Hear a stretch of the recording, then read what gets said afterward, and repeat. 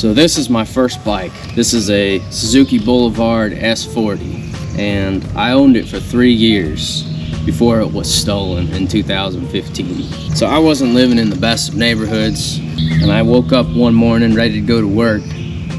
Lo and behold, the bike was gone. It took me about an hour to really come to grip with the fact that it was actually stolen. So the morning when this was stolen, I was completely devastated. See, this was my main transport. For 3 years, I dailied this bike. I beat the crap out of this bike. There's still Gorilla Tape holding these turn signals on from when I dropped it. I mean, this thing was my baby. I put close to 40,000 miles on this bike, and it ran like a champ. Single cylinder, carbureted, nothing to it. But I was so devastated. You know, I kind of took it for granted. I was like, you know, it's beat up. I just beat it around every day and thrash it. It's just how I get around. It's my bike, whatever. But as soon as I lost it, it was like the worst heartbreak. And then I had to ride a scooter for 6 months. And then I didn't have a bike for a few years after that. It really sucked. I missed this bike so much. Now, I made a big mistake, and I want to recommend anyone who's signing up for insurance who has paid off their bike, no matter how beat up your bike is, no matter if you don't think it's going to get stolen, definitely sign up for comprehensive coverage with your insurance. I was cheaping out. I was living off scraps back then, and I wanted to save $20 a month. So I didn't sign up for comprehensive. And as a result, I didn't get anything when this thing was stolen. Miraculously, though, this bike was recovered 6 years after it was stolen.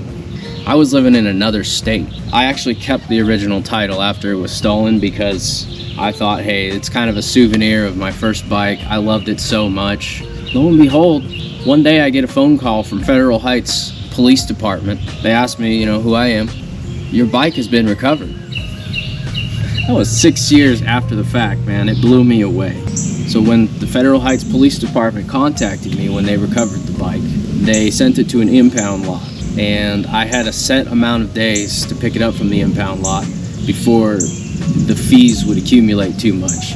So every day that it was sitting in the impound lot, they would charge me more to pick it up. So I had to pay $200 some to pick this thing up. Now my uncle lives back in Colorado where this bike was stolen, and he was able to pick it up for me, and I sent him a check for the $200 some.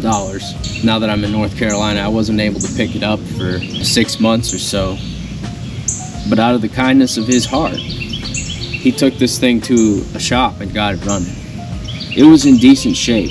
I actually took it apart, you know, after it was recovered, but it was in decent enough shape that they were able to get it running by just cleaning the carb out and cleaning the gas tank out.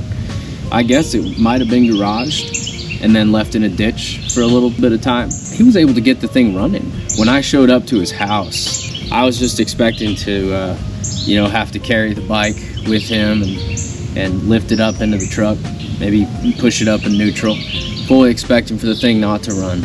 Lo and behold, he hands me a brand new key. Thieves have ground out this key right here for the gas tank, and they also hot wired the ignition switch. So the shop ordered a new Suzuki key to match this and that, and he handed me a key when I got my bike back. I was so shocked because I'm like, well, it was stolen. How did you have a key?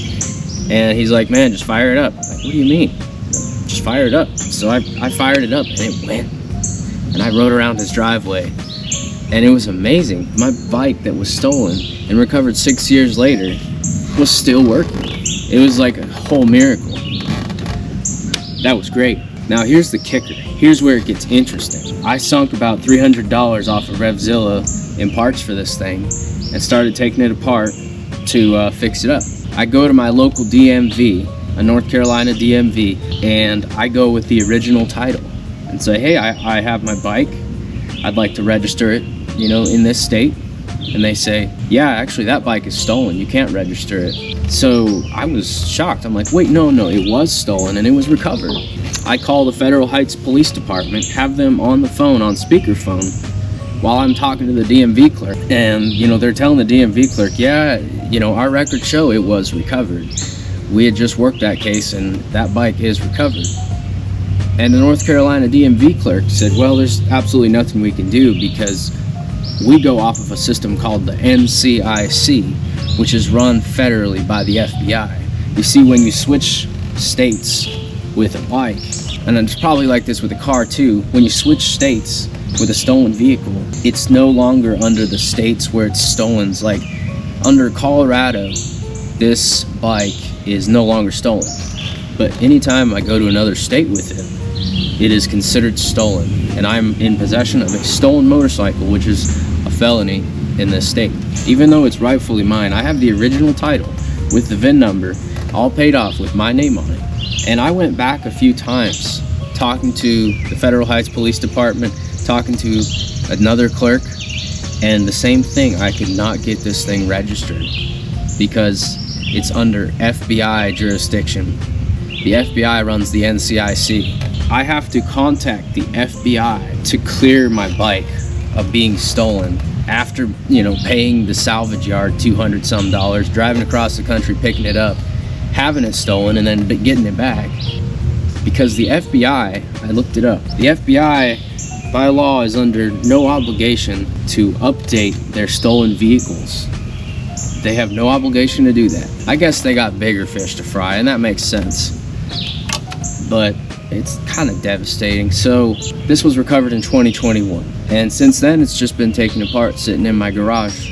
It's been 2.5 years, almost 3 years, and it kind of breaks my heart because I'm afraid to sink money into it because of the hassle of going through the FBI, dealing with the NCIC database, and clearing this title, even though it's rightfully my bike. I mean, I would have to sink a good $1,000 or so into this bike to get it running good again. It needs a new battery at this point. There's a lot of corrosion because I live in the humid climate.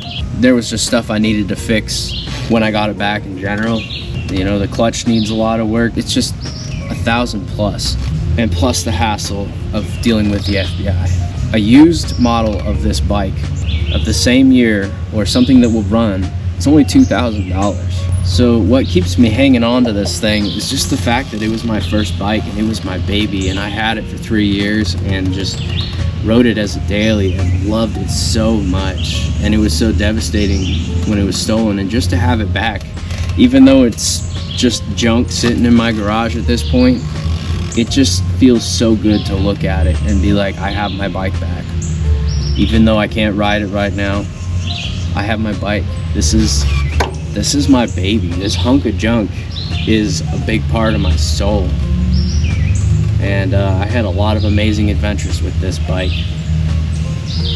Long story short, just sign up for comprehensive, get full insurance on your bike. Seriously. I was trying to save $20 a month, and I could have afforded it. I was broke back then. I could still afford $20 extra a month. And I didn't, because I was just saving a buck, and it was so stupid. So I implore you, I think most everyone has full insurance on their bikes, but as soon as I paid this thing off, I was like, I don't need the full insurance anymore. No one's gonna steal it. There's duct tape on it. It's beat up, but it still got stolen, and it still broke my heart. So full insurance is a must. If you watched this far, I appreciate you watching me share the story of my first bike. Thank you for watching.